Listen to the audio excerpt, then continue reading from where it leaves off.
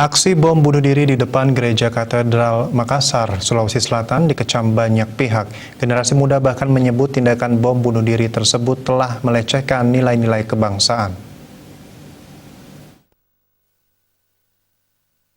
Ketua Gerakan Mahasiswa Kristen Indonesia GMKI Cabang Denpasar, Putra Umbu Sangera menyampaikan pihaknya sangat menyayangkan peristiwa bom bunuh diri yang terjadi di Gereja Katedral Makassar. Di suasana masa Paskah ini terjadi tindakan bom bunuh diri yang tidak manusiawi. Menurutnya, bom bunuh diri tersebut telah melecehkan nilai-nilai kebangsaan yang notabene sejak bangsa ini lahir dan bertahan sampai sekarang. Nilai-nilai keberagaman dan nasionalisme ini telah ditanamkan oleh para pendiri bangsa Indonesia.